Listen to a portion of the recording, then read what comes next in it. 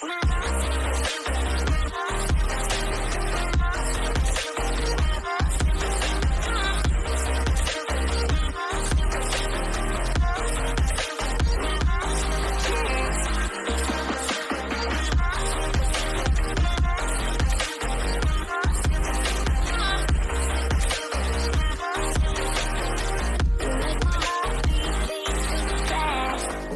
does love feel like? What does love feel like? You're the best I ever had. You're the best I ever had. Best I ever had. You're the best I ever had. Best I ever had. You're the best I ever had. You make my heart beat super fast.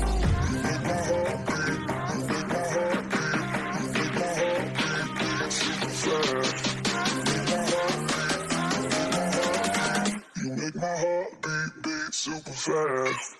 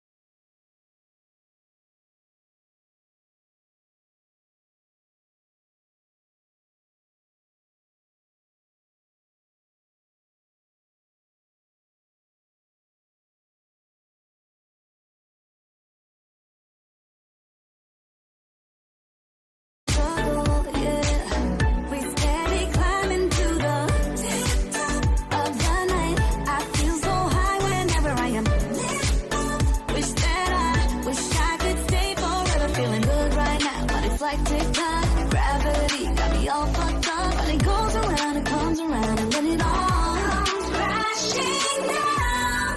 I never needed anybody like I don't know. Life's my friends gone, there's nobody around. I keep up and everybody else worked out for the count. Stick around for the countdown. Stick around for the countdown. Stick around for the countdown. Yeah. Cause I can't be alone now. I need your love for the countdown. Yeah. You got a face that I wouldn't mind. Seeing back in my place in the morning light. Coming at the clutch in the nick of time. Are you down for the chase? Down for the ride? Possessed with the face of an angel. All she sees is dragons. All she wants to do is chase them. Floating all alone among a deep sea of strangers. Is there anything more? Is there anything more? Steady climbing to the tip top of the night. I feel so high whenever I am lit up. Wish I could stay forever, feeling good right now. But it's like TikTok, gravity got me all fucked up. But it goes around and comes around, and then it all comes crashing down. I never needed anybody like I don't know. Life's my friends gone, there's nobody around. I keep up and everybody else worked out for the count. Stick around for the countdown. Stick around for the countdown. Stick around for the countdown, yeah. Cause I can't be alone now. I need your love for the countdown, yeah.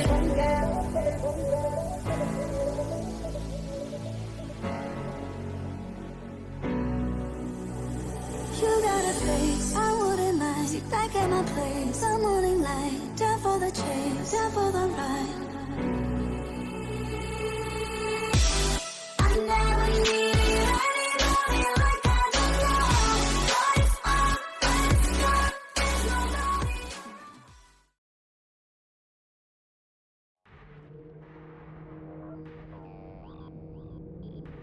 The year is 2073.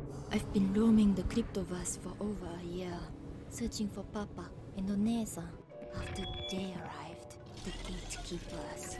The cryptoverse is a war zone. Blocks of freedom fighters are springing up everywhere, fighting back. I was the first defender, leader, and protector of our world, our planet. Bitcoin. After a year of captivity and oppression, I discovered a way to harness the new technologies they brought and use them against them.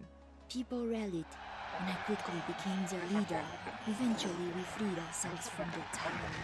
I was the first of what are now known as Chain Guardians. Stories of my victory and escape from the clutches of the gatekeepers' tyrants spread throughout the cryptoverse. Soon after, new Chain Guardians began to lead planet inhabitants to freedom. New technologies were invented, which enabled warriors to stand a chance. Since then, communication and trade networks have been established between worlds.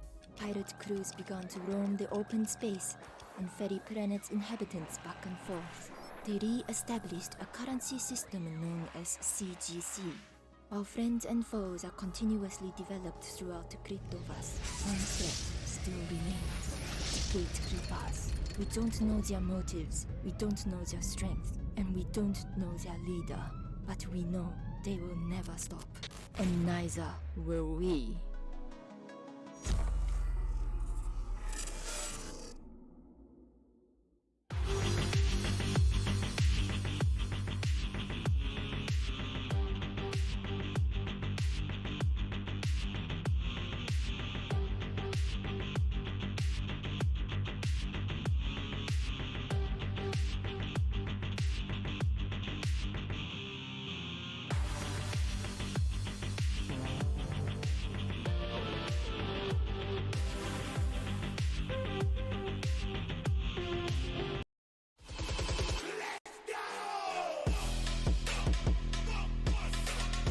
Exeedme revolution going on.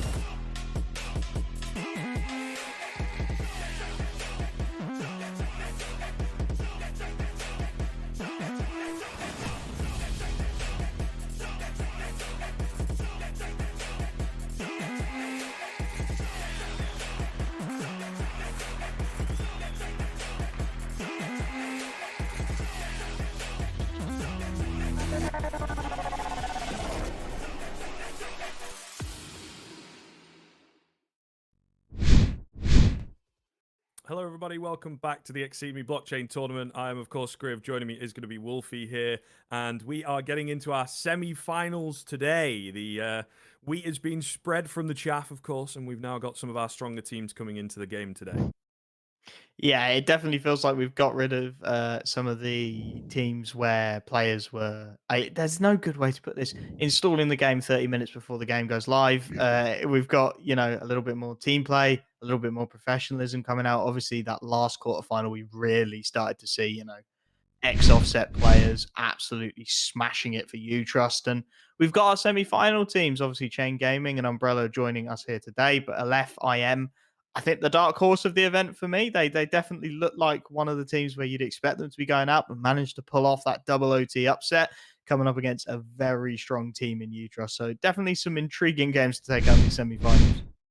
Yeah, certainly. I think it is going to be a lot of fun to watch, right? As we have been talking about, there's so many of these players maybe that are not quite experienced with CS now coming into the semis. We start to get some of those stronger teams and maybe a change in some of the maps. That would be cool. But nonetheless, I think it's been an awful lot of fun so far, and I hope that these teams, have gone away, spent a little bit of time, maybe worked on themselves ever so slightly coming into the matchups today. But as you can see, this is the schedule that we've got for the next few game days. We'll be back again on Wednesday, and then we'll be back a week after that on the 17th of March as well. Once our finalists are decided, obviously they're not yet decided. So do be sure you got those dates in your calendar and you're ready for it.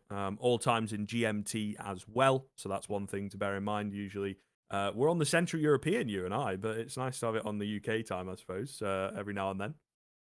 Yeah, nice not to mess up your time zones, isn't it? So yeah, but yeah, I mean, it's been a really nice tournament so far. A little bit of a blast for the past, I'm sure for you as well. But we've been grinding it up the casting ladder for a while. It was nice to come back down and see how things are at the lower echelons of the scene. Getting back those classic vibes of players disconnecting midway through games, players not buying properly, missing diffuse kits, all the classics that you've covered, you've forgotten about, and then we get to go back to the glory and the joy that is best of one Counter-Strike. So yeah, really intrigued for tonight's game as well. I mean, I think Chain Gaming, they've had Chain Guardians even, let's get the names right. They've had some real opportunities, and they've looked like a team, for me at least, that could really bring a little bit of consistency to this tournament.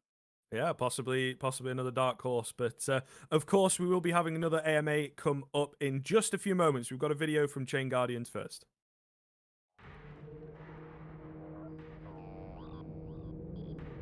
The year is 2073. I've been roaming the cryptoverse for over a year, searching for Papa and Onesa. After they arrived, the gatekeepers. The cryptoverse is a war zone. Blocks of freedom fighters are springing up everywhere, fighting back. I was the first defender, leader, and protector of our world, our planet. Bitcoin. After a year of captivity and oppression, I discovered a way to harness the new technologies they brought and use them against them. People rallied, and I quickly became their leader. Eventually, we freed ourselves from their tyranny. I was the first of what are now known as Chain Guardians. Stories of my victory and escape from the clutches of the Gatekeeper's tyrant spread throughout the cryptoverse. Soon after, new Chain Guardians began to lead planet inhabitants to freedom. New technologies were invented, which enabled warriors to stand a chance. Since then, communication and trade networks have been established between worlds. Pirate crews began to roam the open space and ferry planet's inhabitants back and forth. They re-established a currency system known as CGC. While friends and foes are continuously developed throughout the cryptoverse, one threat still remains: the gatekeepers. We don't know their motives, we don't know their strength, and we don't know their leader. But we know they will never stop. And neither will we.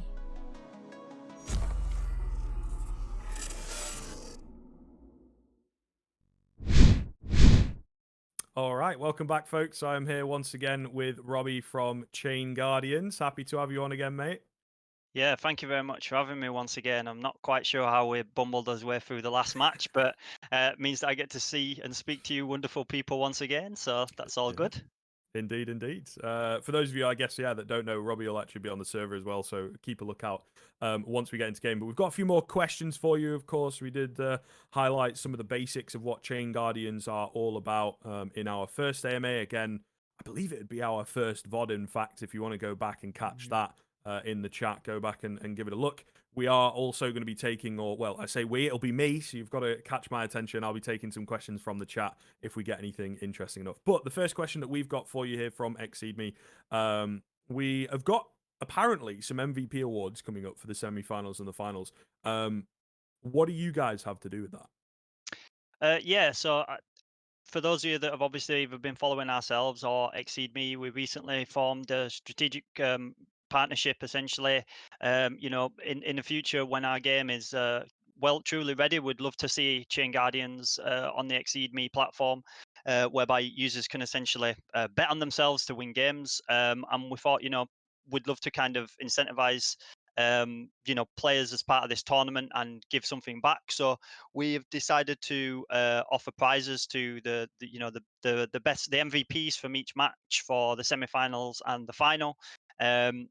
They're NFTs, non-fungible tokens. They're basically digital collectibles, just for those that are not familiar with the blockchain gaming space too much. And our assets are very popular right now, so they essentially come to around the value of 3 ETH, which may not mean much to you either. And if it does, then you look in the pot sort of like $5,000 worth of prizes there. So we just wanted to say thank you to Exceedme and the community and the players for having us. And yeah, we decided to stump up some rewards for that as well. Hey, wonderful stuff. Wonderful stuff. Appreciate it. There you go. I think we've got a little bit more info coming on that as well, like a graphic. People like graphics, so keep your eyes peeled for that in a little bit. We got to know about the kind of the in-depth and I guess a little bit more of the technical side of your project last time. But can you tell me a little bit more about the gatekeepers?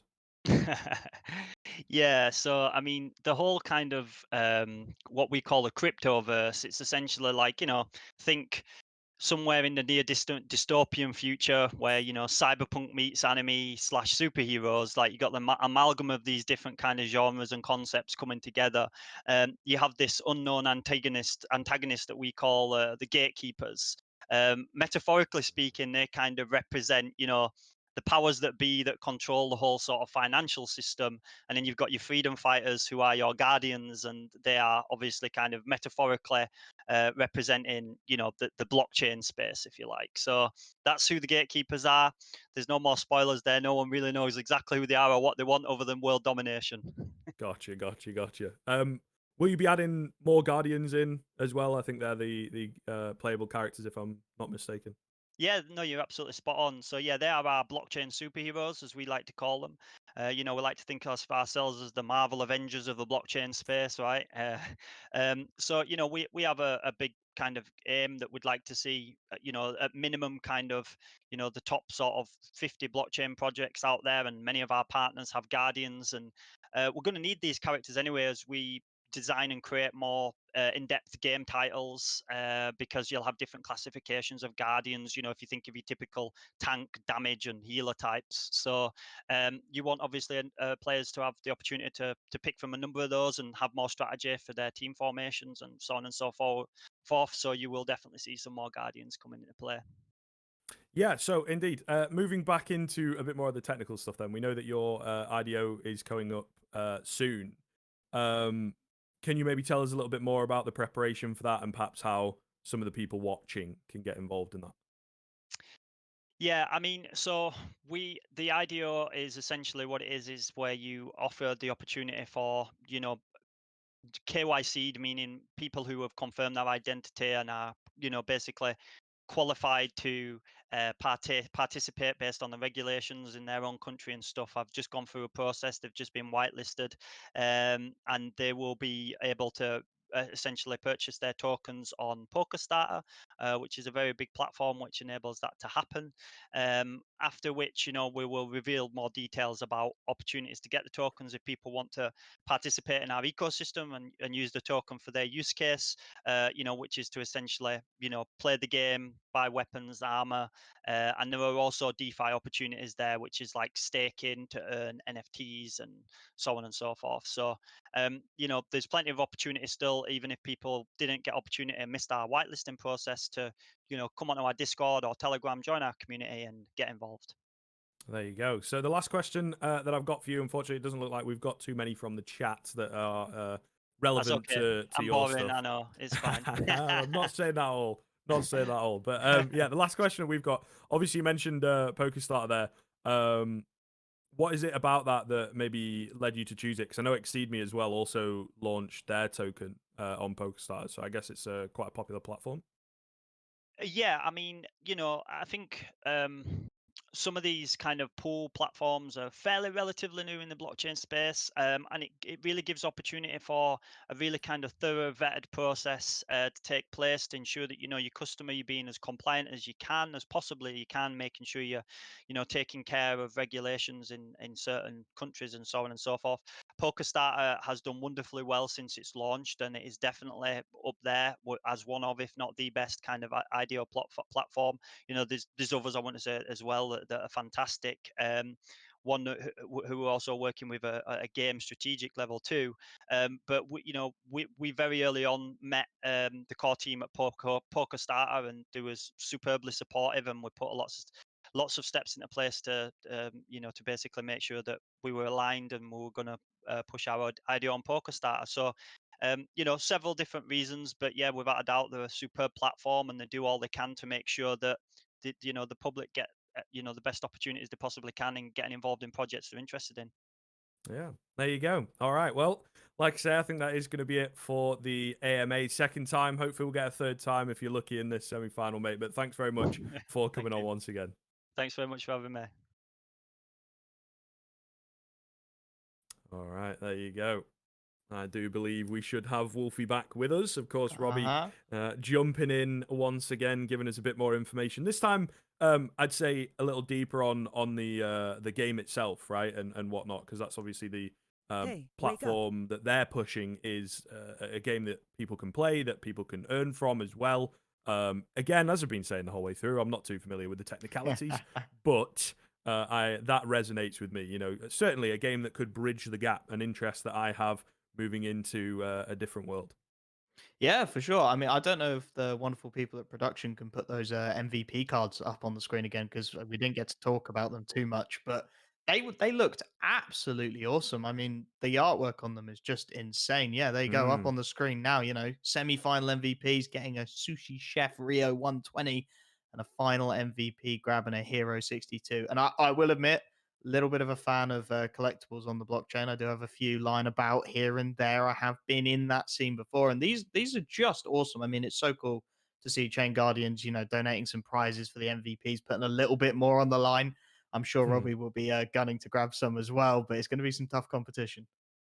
Yes, absolutely. Breaking into the game itself, of course, it is going to be a difficult one because this was the team, the Umbrella Network, with a team that took down Henry G and his squad a couple weeks ago, the Chainlink team, if I am remembering correctly. It was a little while ago, and all the days at the moment are blurring into one. But certainly they put up a decent performance. It wasn't a blowout, wasn't insane.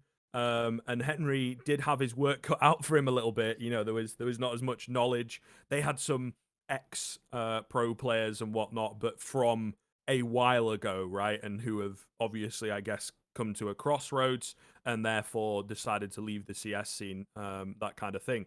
And I don't know. I think Umbrella Network were decent, but certainly not as scary as the like of You Trust on the other side of the bracket.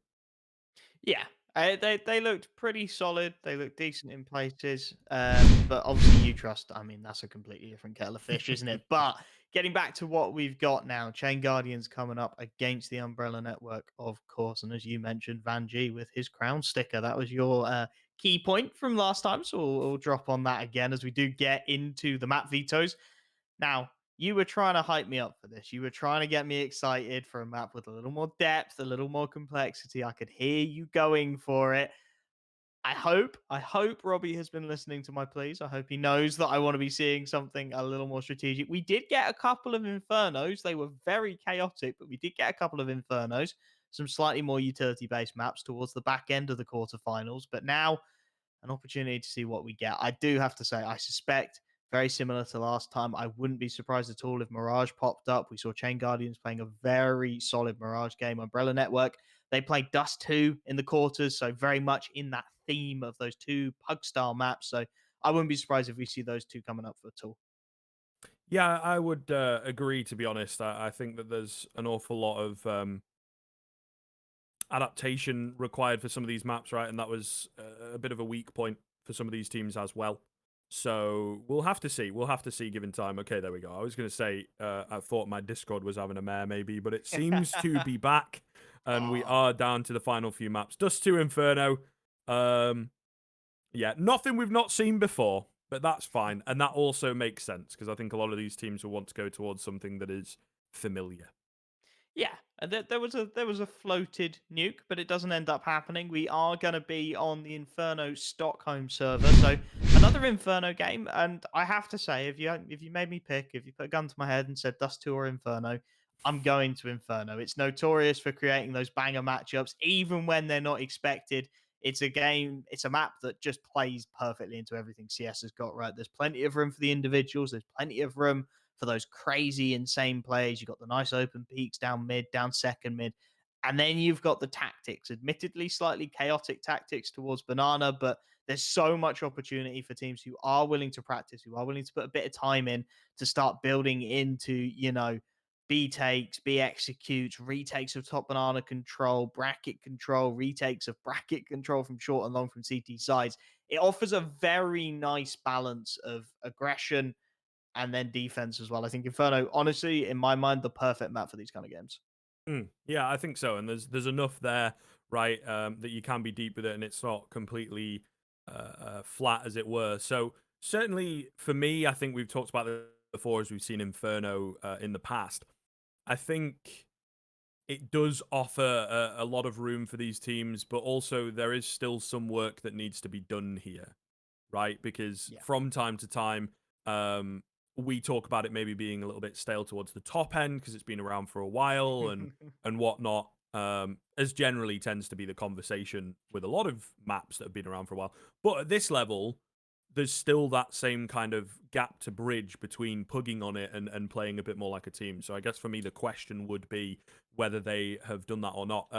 And in all fairness, we're building these storylines and whatnot on work, and have they put that in? Don't know about the rest of the team, but we had Robbie in a little bit before the AMA, and he said that he's not played since the last time that they played, which they were the Yeah. first matchup, so it was quite some time ago. And look, didn't look bad, but there was certainly a few things like your smoke lineups and whatnot that weren't quite perfect. Let's say weren't quite even to a standard kind of level. There was a couple missed ones from the boys over on the Chain Guardian side. So we'll see whether indeed the Umbrella Network has put that work into the squad dynamic. Yeah, I mean, even just a couple pugs at the weekend, right? Even just a Yeah. couple of games, just get scrimming, get practicing, get some hours in, some reps are really all you need in CS. I mean, I've certainly found it when I take a break from the game for even a couple of weeks, you have to keep those reps in. Your skill just drops off a cliff and you have to build back into that. I think at the very least, for Umbrella, obviously their game wasn't so long ago. If I'm remembering rightly, it would have been back end of last week, start of this week, somewhere around there. So they've played more recently. They're gonna have a little bit less time to prep, but at the same time, if Robbie's saying is anything to go by, then they're probably going to have played the game more recently than the Chain Guardians guys as well. So potentially something they could look to leverage there.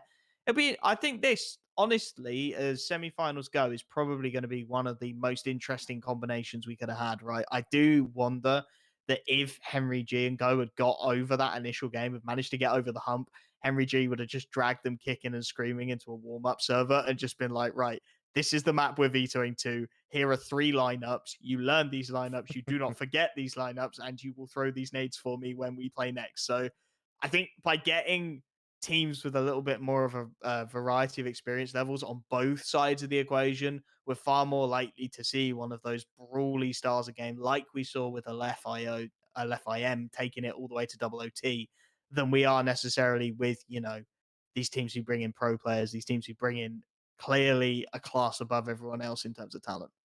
Yeah, indeed. But we will have to see it. We are getting into the action here, the knife round beginning. So we should be able to give you the full picture just shortly. I think the knife round relatively important here. We've seen the prominence of T sides in this tournament and how oppressive they can be. So we'll see whether that continues to be the trend or not in this matchup. It is going to be the T side winning out though, which of course will be the Umbrella Network. I would assume. I mean, I did say that a bit early, but all the same, they will get to decide what side they start on. Yeah, it's a bit of an opposite world, really, to what we traditionally see in sort of the semi-pro to professional CS. It's T sides that are really winning out the day. The CTs not having too much of a say. Obviously, the meta has shifted recently, but you've got to understand it is largely due to the fact that some of these teams don't have that much experience. They've not necessarily played that many reps on some of these maps. The rotations are so critical, especially on a map like Inferno. You see it all of the time at the professional level. You're seeing teams will commit arguably half of their utility, if not more, just to try and draw one rotation, to try and draw one player out of position so that sight hit becomes a little easier. So it's understandable that at this level, rotations aren't going to quite click. Utility for the CT side, not quite there to stall it off, but it still looks like we are going to have a game on our hands. Umbrella Network, interestingly, opting to start CT side, going for the tradition rather than the meta that Exceedme have brought through. And Fiha, one of our shining stars from the last game, two flashes and a diffuse kit. Nice combination down banana initially. Doesn't peek out into it,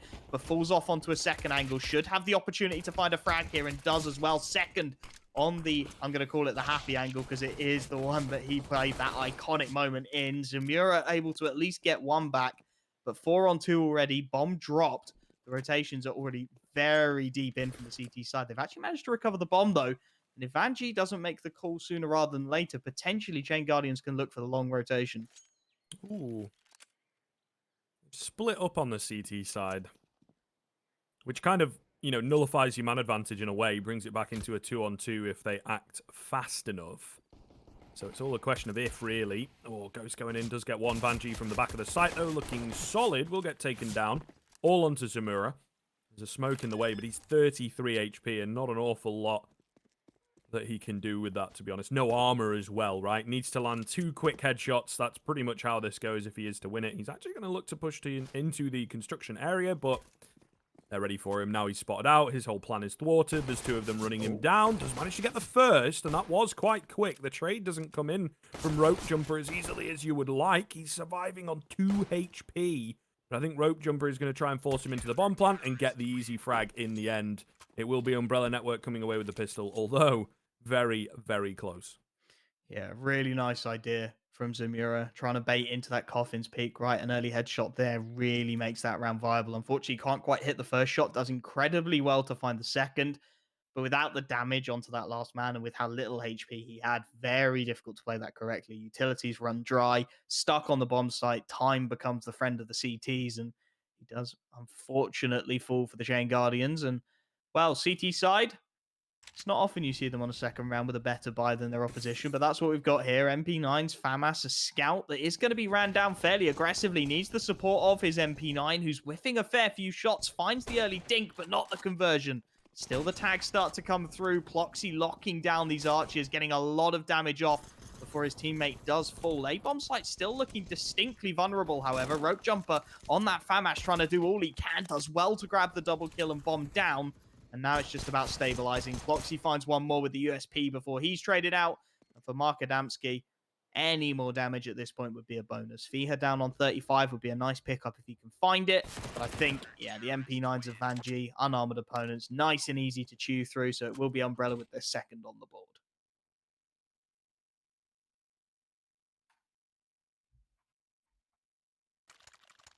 Now this is where things get a bit more interesting. As the AKs are out, what generally speaking we would consider a little early.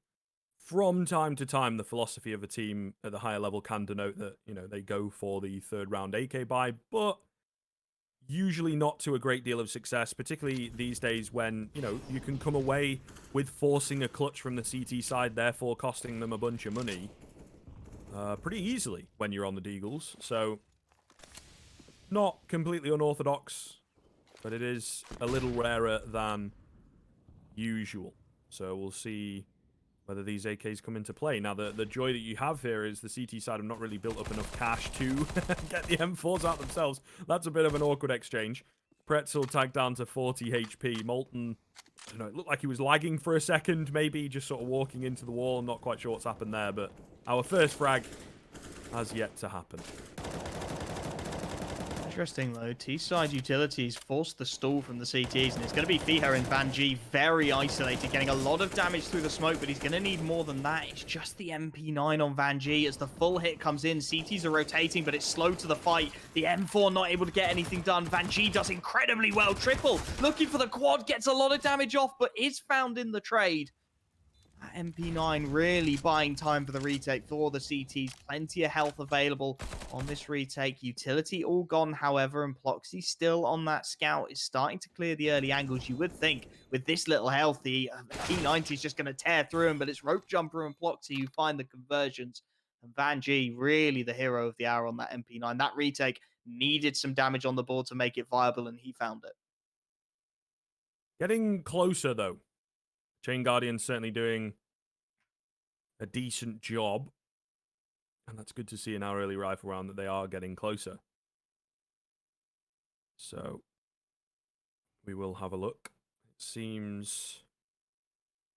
I mean, if they're all happy to play, it seems that they're mentioning a little bit of lag, which to me looks more like loss. Molten is ping lagging, I guess, which is kind of a bit worse, but I think there might be a little bit of loss on the server that they're chatting about here.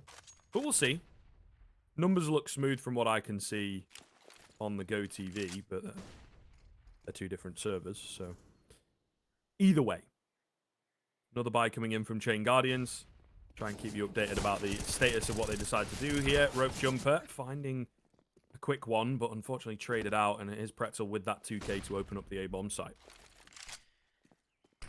Big call here for the CT side. Despite the 3-0 start, have been losing some firepower, have been struggling to keep men on the board, so the economy by no means stable, and Robbie's going to get a freebie here. Ploxy on the cross taken out. At this point, I think the CT side have to make the awkward call. Van G does take out a man, and that actually might start to tempt them back into this. I don't think Fiha is particularly interested. However, one smoke, all that remains, and the CT side, they're going to isolate it towards long. The nade does a lot of work. Zamura finds the frag, and Van G, but he's left 1v3. He's gifted the first. Adamski peeks wide and almost sacrifices himself as well, but then the double peek gets its act together. And Chain Guardians will have their first round on the board. A little bit awkward again, a little bit scrappy, some missed timings here and there, but arguably the worst decision was that CT side committing. Their economy is not in a good place whatsoever.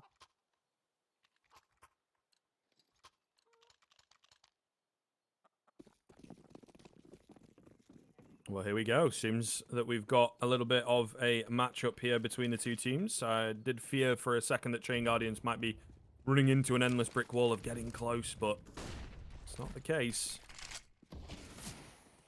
And now, like you say, there's not an awful lot of cash across, so it's a great opportunity for them to close the gap. This is generally that argument I was trying to make for force buying, is this, right? Yeah. They've done it a little later than usual, I suppose. Fihat creeping in from behind with the P250. Actually, he could have had an opportunity to drop the bomb there, but he decided to play it a bit more reserved. That is, generally speaking, the more advised line, but all the same. Oh, that's not the advised line. Zamura goes charging in. I don't think they'd really cleared the apps beforehand, so Rope Jumper sneaking in behind, getting his hands onto an AK. So far, it's just the 1 kill in isolation, but they've given him another. And there's Deagles in play here. Certainly a chance they might catch a player off guard. Some team damage coming in. But unfortunately, the bomb a bit too far ticked. There's not a lot of time available here, so they have to move fast. Vanjie going to go down. I think that pretty much spells it. And they just don't have enough control. And with Rope Jumper being on 6 HP, fancying the save. Therefore, Chain Guardians will come away with their second. Yeah, can't blame him.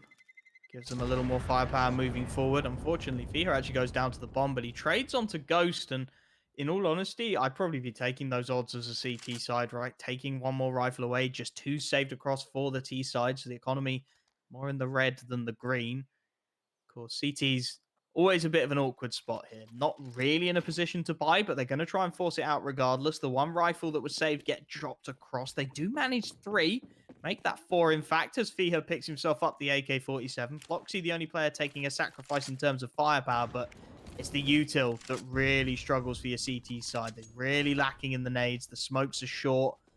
And as they start to throw out some of this early utility, you really realize how much of a deficit it is, and it's going to be intriguing to see how it plays out into the mid-round. T side, still plenty of nades as you see Mark Adamski pop flashing his teammate into the boiler, clearing out this apartment's control that the CT side really can't afford to contest. They've not got the utility to be fighting those early angles and stalling with mollies, smokes, flashes. They've just got to play the sights. It's just going to be down to the aim. Adamski has Ghost in support on short, but it's the first frag for Rope Jumper. Nicely traded. MP9 will be able to find one in response, but he's a little bit isolated on this site, and his teammates are being picked off around him. Pretzel has taken out the support, has taken out the Molten Slower, and actually has called for the rotation. They're going to hit this B bomb site. It's going to be all on Vanjie as Fiha has made the rotation around, trying to support his teammate, just realizes the mistakes he's made, and Vanjie all on his own on this B bomb site, playing behind those new boxes, has it all to do. Spray down, good for 2 again. A huge anchor as through the smoke, more damage is found. It will be the retake over towards this B bomb site. CT defense split for now, but that damage from Vanjie is absolutely critical. Once again, the hero man that's given them a chance back into the round made the retake doable. It feels like a bit of deja vu here. Great reposition from Pretzel, though. He hears them running all around on the site. It is somewhat planted for him from both these angles that he can come from. He is going to come from CT and just can't land the shots. Floxy takes him down. Umbrella Network will come through with their 4th round. Again, close and competitive. Both of these teams are indeed giving each other a good run for their money. But the question remains, who will string the most together, really, and before the next break, to be honest. You know what I mean? It's quite a simple one. I wanted to come up with something super cool, but I've dug myself a hole. I'll tell you what, I'll go for it. I think Umbrella have found themselves a B anchor in Vanjie. He is popping at the moment, putting him in awkward, uncomfortable positions, which is what your B anchor is pretty much known for, and consistently finding ways to keep his team in the fight. This time, however, not going to get the opportunity. Doesn't need it. Floxy on a tear gets 3. Rope Jumper with 1 more through the smoke as well. The idea was sound at least, but it's not going to work out at all. And what would you know? Vanjie's going to find himself a frag. It's the A-bomb site. Doesn't even matter. Huge hold coming out from the Umbrella Network. I think that was honestly just in response to the fact that there's been 2 absolutely critical holds on the B-bomb site from Vanjie, 2 huge rounds from him. And it's almost funneling this T side into making awkward decisions. It's pushing them towards that A-bomb site early. They haven't dragged out the rotations. They haven't managed to isolate any picks. And, well, it's just a shooting gallery when you get into situations like that. So, once again, T-side down on the pistols as Ploxy does find himself an opening pick. A little isolated on this AWP, however. He will be found. And Pretzel going to keep on going by the looks of things. Wants to toy with this short peek. Can't quite connect it again. These rifles are out in no man's land. It's going to be Pretzel to find his second of the round. Vanjie fully flashed. Nothing he can do. The library rotation is coming in, and it looks like it'll be timed just about well enough. Fiha there to back his teammates up, but the damage is huge. Zamura last alive will fall. But once again, Chain Guardians, they are getting closer and closer.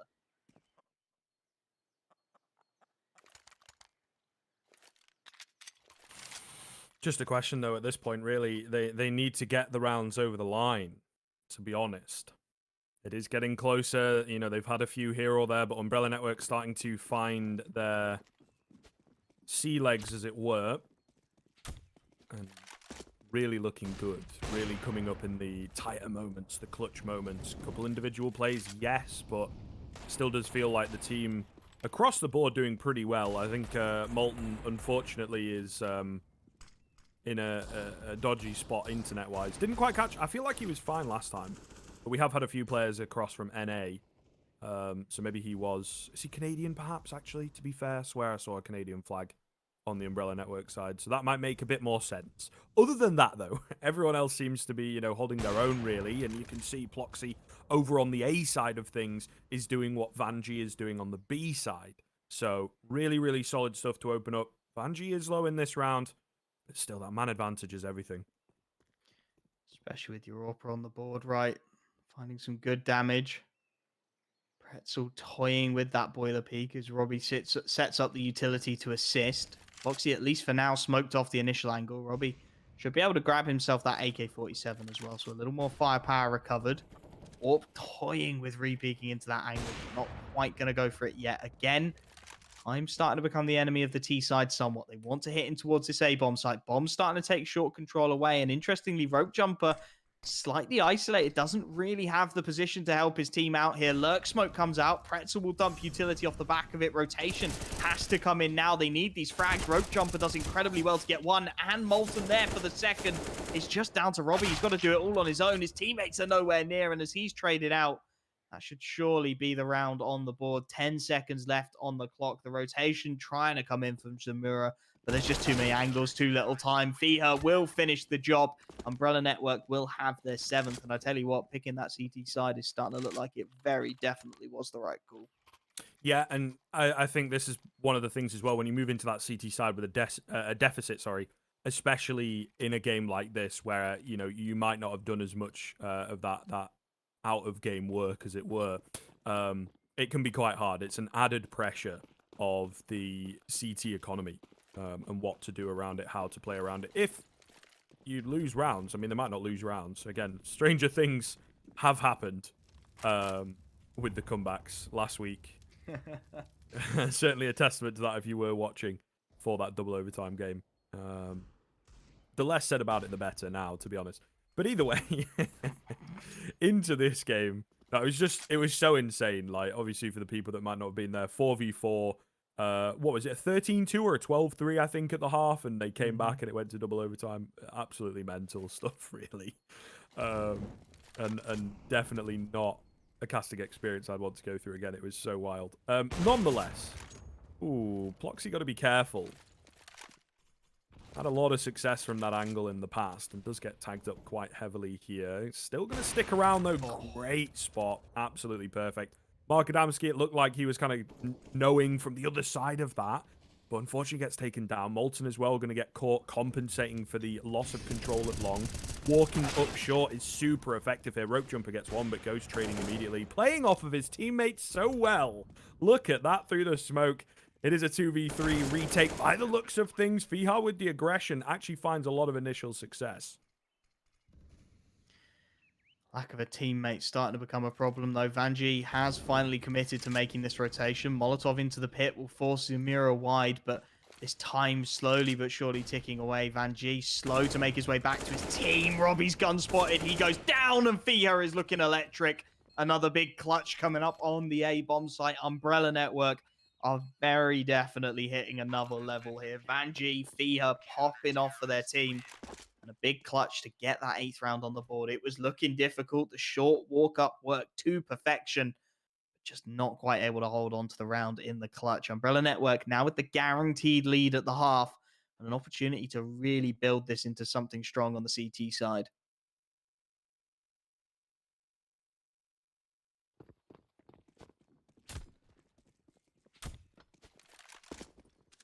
Yeah, Chain Guardians getting to that point, isn't it, where these early rounds can really make the difference. Look at that nade damage. The B-Rush call coming in here. They're going to go for it, but they have taken so much chip damage.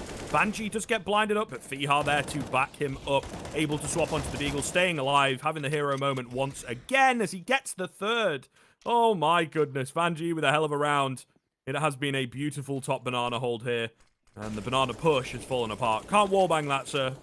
That is where he is, but you can't wallbang that with an AK. Pretzel, the only one left here on 16 HP. Would be nice for him to find a couple kills and make the round a bit costly for Umbrella, but even that is looking slim to none. Fihar misses his opportunity, holding the tight angles at Coffins. He's getting approached though here, so surely should be going down in just a secchi, one would assume. So yeah, Umbrella moving up to 9. Looking pretty dominant. We had some closer rounds earlier on. This round, though, anything but. And a masterful hold from Umbrella Network, you have to say. And working very, very well off of each other. But certainly some mistakes from Chain Guardians. I think if you're going for the rush, you take that nade damage, you just have to commit. They had 3 players stop at the broken wall and give the CTs time to readjust. You kind of have to try and catch them rotating nades or something like that. And unfortunately, just not on the ball, as it were. Yeah, it's such an awkward spot to be in for Chain Guardians. They've tried B a couple of times, that's failed. They've gone back to A. They've started to get a little bit predictable, a little bit readable in terms of their A hits. They've been there consistently, so looking to mix things up. They hit the B banana hard and fast, but the utility just a little too much, too strong from the CT side, and that hold again funnels them back into this apartment's drop. Rope jumper caught with a nade in hand. Robbie full diving with the Tech 9. The RNG will favor him. Ghost grabs another, and this rotation perfectly cut off by Pretzel. This is so much more like it. Vanjie will be able to trade at least one frag out. Still certainly in the realms of possibility this round. But a man down now. Utility slim for the CT side. Ploxy for now at least locked out by the long smoke as the rotations do make their way through. P250 tucked into the pit. Ghost playing such a nasty angle, gets no scope, but the trade is there, and Vanjie, low HP, his position known. 1v2 with that AUG. Nothing surely going to be done. Robbie will find the conversion. And Chain Guardians, again, out of very little, do manage to scramble around together. Does a little bit of damage to the CT economy, drops a few of their rifles back, and maybe gives them a doorway back into this half.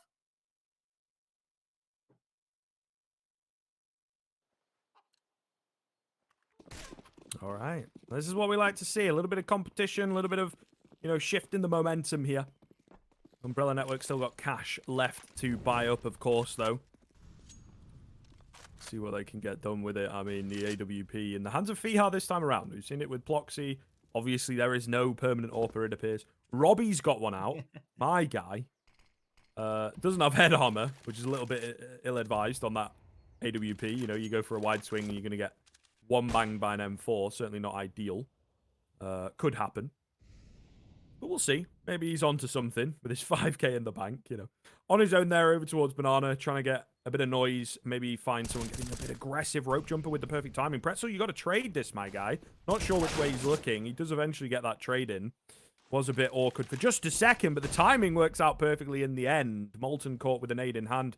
Ploxy letting them all walk past, though. Oh, no, not like this. Going to find one. Maybe a little late on the action as they've made their way into towards site. Got some cover. He does get a second, but Pretzel trading him out, making sure that they keep things in a 2-on-2.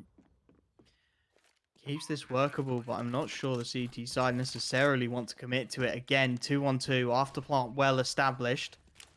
Vanjie has started to commit to the rotation. Smoke to put out the molly, baits the idea of a player on that close angle and gives Robbie the perfect opportunity here. Orpa going to swing into it. Nice pick. And Vanjie now 1v2. Does pick up the AWP. Thinking about it over on short. But he's just going to save it instead. Nothing more he can really do in this round. And Chain Guardians, it's close again, but that A-bomb site definitely seems to be where the biggest of the issues are for the T side. Vanjie was toying with hanging around as well, might even have been heard on the escape, but Pretzel not willing to risk his prized AK-47 is going to bail out on 6 HP, save a couple of rifles across. And I'd say all credit to Chain Guardians, what was looking like a very difficult half, they've started to drag themselves back into, and as reward, they've got a half buy, maybe even an eco around this AWP coming out from the Umbrella Network. Yeah, man. I mean, it doesn't matter too much how you get there, just so long as you manage to even things up as best as possible. If it takes you the final 4 or 5 rounds of the half, then so be it. They just need to not drop the ball here. The next round might be a little bit tough for them, but if they can get to 5, that's kind of your satisfactory mark. Again, particularly around this kind of level where you just want to recover things back as best as possible. But if they let this one slip, that's where you kind of maybe asking, what went wrong? Oh no, Van G opens up. That is certainly not what they wanted. Robbie getting caught switching back from the nade to the AWP happens from time to time. Something you've got to be aware of again. Ghost going to be tagged up to 57 HP. And things are suddenly looking pretty good for the Umbrella Network. Like the gamble, feels like it could be a little bit early though, as Rope Jumper finds the second. Mark Adamski does well to trade. Spray control is good for the second. Will finally be transitioned out though. Man advantage still there for the CT side. Zamura a little bit isolated from his teammate on short as well. Definitely some timings available, but a huge headshot. Banji dealt with the AWP down, and it's just Molten on a default pistol out towards long. Spotted, gets what damage he can, but it's not going to happen. Chain Guardians will have their 5th round on the board, and a perfectly solid T-side at that. What was looking so difficult to start off has really started to build into something solid. If they can transition into the CT half well, we've got a game on our hands. Here we go, boys. Here we go. This is exactly what we wanted in our semi-final, our first semi-final, of course, between the Chain Guardians and the Umbrella Network. It is just the best of one. Maybe if you are joining us and you've not been watching the other games, it is best of one single elimination. So it's pretty deadly stuff. But it does mean a hell of a lot more on the line here on this first map. No mistakes to be made. Flash comes in. Fiat going to go for the peak. Pretzel's not blinded, though. That's so close, actually. Considering, you know, it is that tough headshot angle in the tunnel. And indeed, like I say, wasn't blinded at all. So, little unfortunate. 5-on-4, but there is a player tagged low. Vanji, once again, from the new box, is holding things down, as he so often does. Gets himself a second. That's so clean. That's almost like a professional level kill. Rope jumper through the smoke, meanwhile, gets 2. They are not ready for it, and unfortunately catches them with their pants down. That'll be the final round, dominated by the Umbrella Network to get a 10-5 half. A really solid showing, honestly, from both teams there. The Umbrella Network initially starting incredibly strongly, but it's a spirited comeback from Chain Guardians, right? It's all too easy to get your head down when you're in those sort of situations. Look at it and go, this is going to pot. We're going to lose this. Let's just go for the individual plays, you know, try and get some stream highlights with those guys casting me. But they've brought themselves back into this. They've played a really solid half for CS. And as much as we say it all the time now, if they can take that second pistol round, if they can start to put, 2-3 rounds into it, then we've really got a game on our hands. Yeah, certainly. Certainly, I think it's looking really, really interesting. And glad to see that it has delivered. You know, I think the thing is, with the Chain Guardians, it does sound from what we've heard, that they actually could have some pretty high ceilings. I just think, time and life and whatnot is in the way. So they've not had as much time to practice. It's very much instincts that remain from the days that they put those hours in. And we have had a couple players like that in the past, but I think that was so long ago for some of those players that, unfortunately, the base level is a lot lower than maybe they expected. Whereas for the Chain Guardians guys, it sounds like, couple years ago is when they were really, really grinding it. And even then, Robbie, for example, again, beforehand when we were chatting, mentioned playing Valorant. So he obviously still does a little bit. Getting aggressive in the apartments here, though, not the move. Yeah. I think he was dead to rights there, unfortunately. It's also kind of ill-advised in the pistol. You nullify what that USP is designed for. But maybe part of their game plan, he was the only one on A. Oh, and now they're all rotating across to A when they're going back to B. Not like this. Not like this. Well, this is awkward, isn't it? It's a shame because the idea seemed so intelligent on first viewing, and it seems like it wasn't a plan, more a happy coincidence. An awkward fight ensues towards the coffins. Mark Adamski will get the better of the first man, but desperately low on HP. Not that it matters. Fiha finds the headshot conversion. It's a little awkward again. Vanji caught in no man's land. The trades are trying to come through, but with Molten desperately low, does manage to get the bomb down. That could be critical. Fiha hasn't really committed to anything in this round. We'll find the first, but the trade is lightning quick. That is so much more like it from Chain Guardians, and they will get their pistol round on the board. A 6th round quickly coming their way, and an opportunity, as we said, if you can deal with this second round force buy, there's a real chance to build into the half. Yeah, absolutely. I think they're setting themselves up in a decent position here. Again, maybe comes down to, you know, making sure that they don't drop the ball, etc., etc. And I think this is um, maybe one of those things that we're talking about with them, you know, not having as much recent experience. You might slip up, you might get a bit overconfident against a Deagle and kind of forget how effective they can be. Or something like this. We have noticed them making some slightly different economic choices early on in the half. Of course, the economy has changed. I'd say recently in the life cycle of Counter-Strike, especially Go. So they might not expect two AKs into this round that have made their way thanks to the bomb plant of the previous. So we'll have to see. We'll have to see whether they get caught off by that. But I think they realize they're in a decent enough position, not giving too much across at the moment. But for my money, little thing, but there's a few too many SMGs here on the Chain Guardian side. Yeah, it feels like a big risk has been taken, and Rope Jumper, he's going to capitalize pretty much immediately. They hear the UMP, and they're just going to go for this to T-side. Zamura desperately trying to drop the molly, trying to buy time. It doesn't work out, and this is where those SMGs can come back to haunt you. The ranged game just not working out. Pretzel already tagged up. Van G going to take all the advantage of that AK and turn it into a frag. Ploxy, just with the Deagle, 2 shots to the chest. It's more than those SMGs can do. Grabs himself an upgrade, and well, Ghost, what do? You've got to save that M4. There's nothing more you can contribute to this round, so it will be the 11th. And, you know, we said it, Chain Guardians, they needed a few rounds on the board. They needed to start to build into this half instead. You've got a lonely M4 in towards Boiler, desperately trying to save as the T side. They are very keen on the hunt, and I can't say I blame them. Take that last rifle away, and that CT economy is dead in the dumps. It's going to be Rope Jumper clearing his way into these apartments. Might just catch himself the timing as well. Indeed, he will. Rope Jumper takes out the last man. It is going to be an 11th round on the board for the Umbrella Network, but more importantly, it's a complete financial reset for the CT side. And the problem is, with such little loss bonus, realistically, this has to be a force economically. You're looking at a double eco. There's no two ways about it. You've got to try and make this round work. Yeah, it is starting to get to the danger zone very, very quickly here. Their window of opportunity is kind of closing, and it comes to a point where maybe they'll even have to battle back in. It's a great idea with the nades. They don't quite land. No one goes middle, and unfortunately, they're the ones taking all the damage. P250 to try and lead the charge. Not going to work out, and they're holding things perfectly here on the T side. Very well played indeed. Fantastic nade from Van G.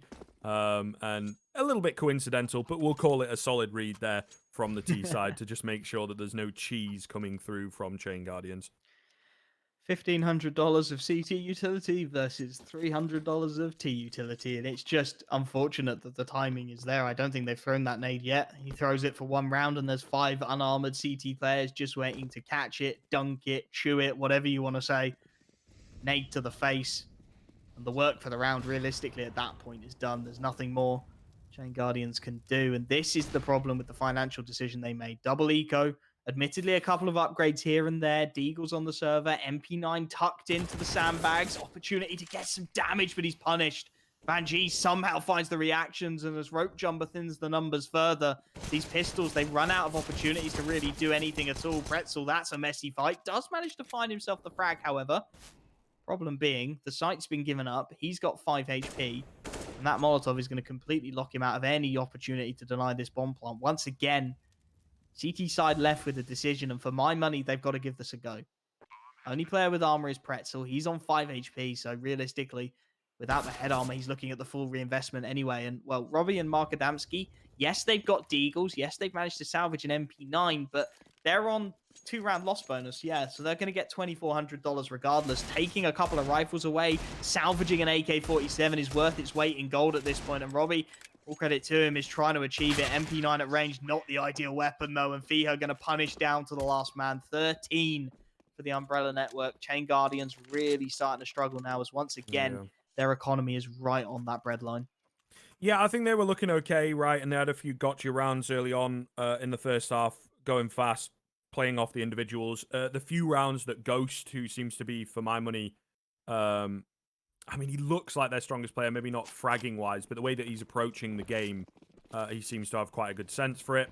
And where he had a few moments, or where Pretzel got a few multi-frag rounds, those have been the opportunities. And unfortunately, relying on those individuals is very, very difficult, particularly if you're trying to do it consistently. Just watching that smoke go. Yeah, "What is don't know where that?" that smoke's gone, but that's fine. Again, I think Molten's lagging a little bit, so, you know, who knows? Who knows? Maybe ahead of the meta. But nonetheless, I think it's been a difficult battle here for Chain Guardians because they can't rely on those individuals, and there is just so much that Umbrella Network are doing to adapt and to change and, you know, to be like, okay, we got caught with nades in hand last round because they rushed in. Let's either A, throw better nades this round, or B, play safe, play passive, and wait for them to rush through, or add another member. There's a lot that you can do to those very flat and transparent approaches that Chain Guardians had on their T side. And then moving into the CT side, money's never really been with them. I don't think they have enough proactivity here. And ultimately, Umbrella Network are just able to run rings around them. However, an opener has come in this round. Ghost has taken down Rope Jumper while I've been talking, and we, unfortunately, are going to see the trade come back in for Ploxy. Flash over the top. Rotations will be coming in. But they've evened things back up. They need to act fast.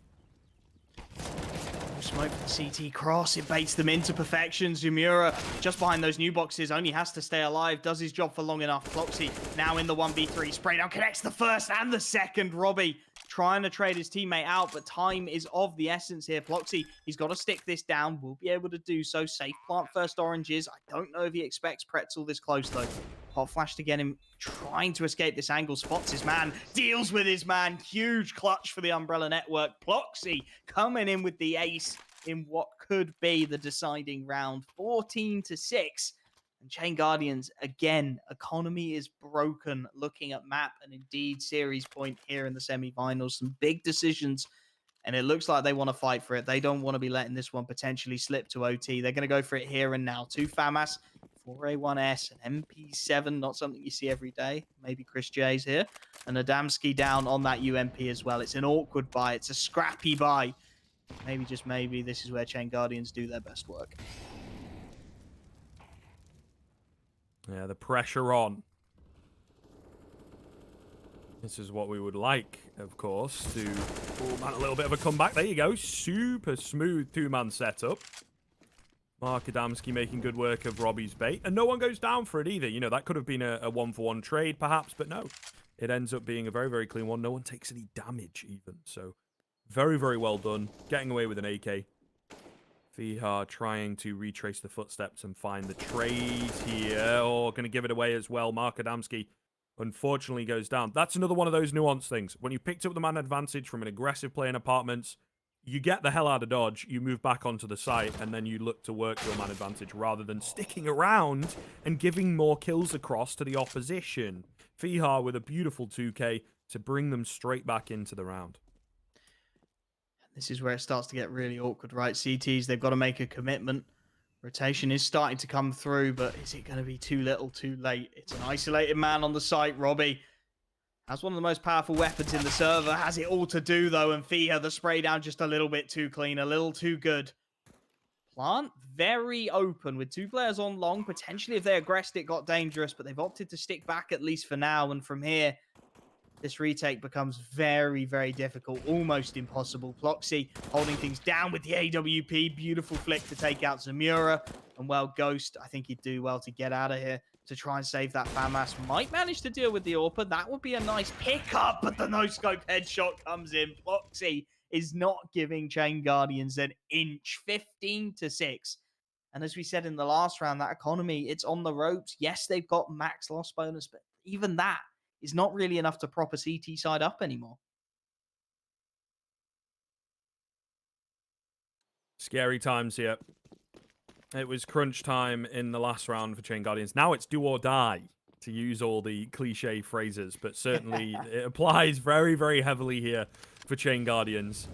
They've got to be on their best performance right now, and unfortunately, I just don't think even that is going to be enough. Umbrella Network, like I say, initially, little shaky, close rounds go their way, and they've run with those inches. They've built up some great confidence here, some fantastic momentum, and Chain Guardians, as has been splitting the good from the great, within this tournament, right, within the confines of this tournament, the adaptation has been a key thing. And I think Umbrella Network have done that very, very well. Chain Guardians, unfortunately, still approaching things as flat as possible. And it is just resulting in, well, domination. Once again, we're seeing this T side and how effective it can be, how pummeling it can really be. Early damage onto Robbie. Little tiny bit of damage onto Ploxy and Rope Jumper, but not an awful lot since then. Grouping up outside of the B-bomb site. This is where the setups of Umbrella Network worked so very well, but the AWP of Ploxy once again is finding great damage. Bihar chiming in. They are so clean right now. Ploxy with another. The bomb going to go down. Mark Adamski's tried his absolute damnedest, but immediately traded, leaving it all down to Pretzel. Cannot get it done. 16-6. And ultimately, I think that's one of our faster games, unfortunately, for the Chain Guardian side. They did really put up a good fight initially, but it just fell off. Feels like almost instantly, and then they just never really picked things back up. Yeah, just looking at the scoreboard, it is just a class apart, right? Ploxy drops the 30 bomb, an absolutely fantastic performance for him. And Umbrella, well, it was an awkward start, right? Henry G very nearly took him the distance, did some serious damage, but they're really starting to show their class now. I do have to say, for me, it looked like they were the team who went out and practiced this, right? They look like the team who've gone in, put some repetitions. They were looking a lot cleaner. There were some angles, some almost pre-fire lineups, right? Some proper practice has gone in. They've started to build themselves a setup, started to build themselves a way of playing that T side. As you said, they've started to think mid round. They've started to think rotations, pulling CTs away. And that's going to make the difference in these kind of tournaments, right? Chain Gaming, just a little bit disorganized, a little bit rough around the edges. And that was enough to make it happen. 16-6. I think the scoreline says it all. Yeah, it really does speak for itself. And ultimately, it was the run of rounds as well. You know, the Chain Guardians just not able to fight their way back in, not able to bounce back at all. And then, like we said, getting onto that CT end, money is against you. It's very, very rough to try and bounce in. And that's what we were talking about a little bit, you know, with teams wanting to start on their T side. So maybe we could have seen a different story if they were the ones starting on the CT end instead, rather than moving towards that T side initially. So it's certainly a bit of a painful one for the Chain Guardians. I think, like I say, honestly, if they'd have put a bit of time in, if they'd have worked things out, if they'd have spent just, I don't know, a couple hours working over a few common maps and whatnot, then we could have seen a different story. Because I do think that the ceiling is there with some of these players and the way that they've been approaching. They're just not fresh. They're just not as comfortable. And there's not an awful lot that you can exploit on that Umbrella Network side. They've got some good individuals, then they've got some okay individuals, and then Molten, I think, is decent at the game, but the connection is a bit whack, to be honest, from NA, it seems. But yeah, I think we do have our MVP graphic just about ready, maybe to get a bit of an idea for the future. We've got to wait a little bit. We've got to wait a little bit before we set it up. But yeah, I think certainly there's going to be a few contenders for this. Maybe we could go off that, to be fair, and talk things over Yeah, in terms of who you felt the MVP would be. I mean, obviously you've got Ploxy, right? Top fragger in the scoreboard, straight up. You've got to put the numbers out there first. I think for me personally, you can't really go to that top fragger for an MVP in these sort of games. I think fragging, sure, it's a big part of CS, but what we're looking for at this level is team play, locking down sites, knowing your fundamentals to the best possible level. And for me, Van G and that those two huge lockdown rounds, the triple kill with the damage on the MP9, then the M4 over on that B bomb site. He basically created the ability for his team to commit to an early rotation, to put a man on the other bomb site nice and early. And from that, they could build an entire CT half. It really built the platform for their dominance and it gave them the opportunity to take that big win. I don't know about you, but for me, Vanjie is my MVP. Yeah, I think it's the one that certainly springs to mind. I guess speaking of springing, he certainly springboarded them into their success. Is kind of how it feels for me, and yeah, a lot of work for them to do initially. Like we mentioned, some of those early rounds, Chain Guardians were catching them off guard, and he, like you say, stepped up when it was like you're trying to build your initial confidence, momentum, and maybe someone for the team to rally behind, that kind of thing. And he was the one to do that, right? And then, you move in later. Fihar had a good performance as well. I think the three of them together, Ploxy, you mentioned numbers-wise, Fihar with some beautiful entries towards the end to just sort of send the message home. And then Vanji was their CT side hero and kind of kept that consistency up into the second half. So yeah, I think in terms of Vanji though as the MVP, I would certainly agree with you. Yeah, I don't know. You've got the magic man in your ear. You tell us when that MVP is coming up, my guy. I'm just messing about. There's a mouse that periodically pops up, and I'm just giving it a staring fight as it comes onto my camera. Okay, well, it would appear I am sorry to have baited you, but we don't have an MVP graphic. I'm so sorry. I'm so sorry. Yeah, but of course we've got those prizes. Maybe we can flash that one up that just kind of shows the prizes at the very least. Yeah, indeed. So, of course, as you can see, these provided actually by the Chain Guardians. So a little bittersweet for them. Once again, huge thank you to those guys. But it will be going across to Vanji, the sushi. Oh my god, Chef Rio. You tackled that really well earlier, but that is actually a very, very, very hard sequence of words to say. Sushi Chef Rio, there we go, will indeed be going to Vanji, and of course that is one of the blockchain collectibles that Chain Guardians have got going, and then we will decide on Wednesday who gets the other one. But yeah, I think that's pretty much going to do us, really. It's been an awful lot of fun again. If you have missed the AMAs that we've been doing, Robbie gave us a really good one today, a little bit more in depth about the game itself, the Chain Guardians game itself. And then a few weeks ago, you can go back, you can find the VOD, it'll be in the title with Chain Guardians and whatnot. You can go back and watch that as well. But look, a hell of a lot of fun. It's a shame that we don't get to see them put up a solid fight. I think, unfortunately, just outmatched on the day. But the Chain Guardians have been a lot of fun to watch. We will get to continue to see the Umbrella Academy as they will move forwards into our grand finals as well. Pretty exciting stuff. But I think, Jack, I'll let you say a little bit more here because I think it's the last day that you're going to be on, mate. Yeah, it is. Unfortunately, this is my last one. It's been an absolute blast, and I'm sure they're going to have some absolutely incredible casters to fill in for me for that second semi-final and the final. Just a shame I can't be here, unfortunately, other commitments. But as you said, my man, this is the end of this first semi-final. We're going to leave you guys with videos from the Chain Guardians and the Umbrella Network. See you soon.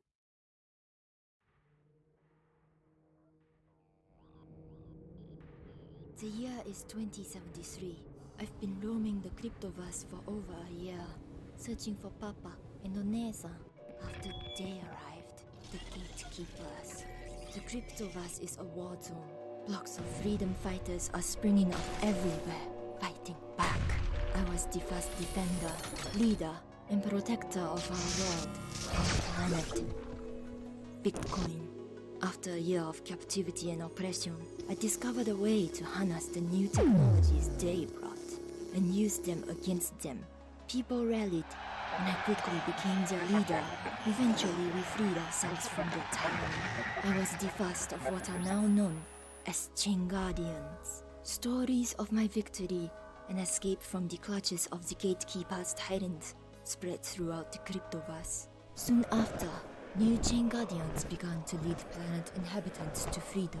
New technologies were invented, which enabled warriors to stand a chance. Since then, communication and trade networks have been established between worlds.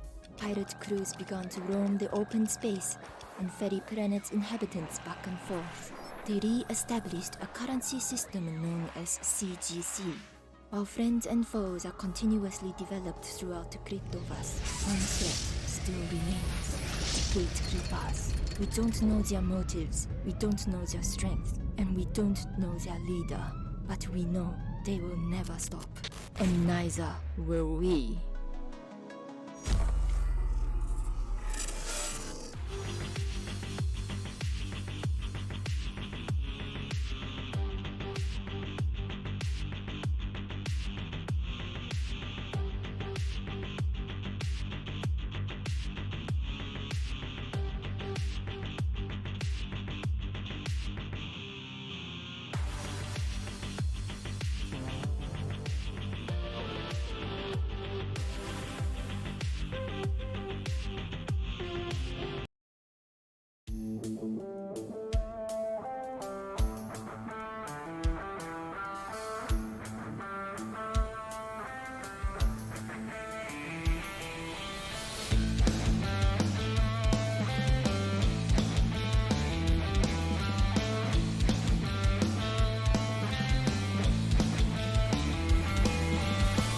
Exeedme, a revolutionary platform that allows athletes to compete and earn money in real time.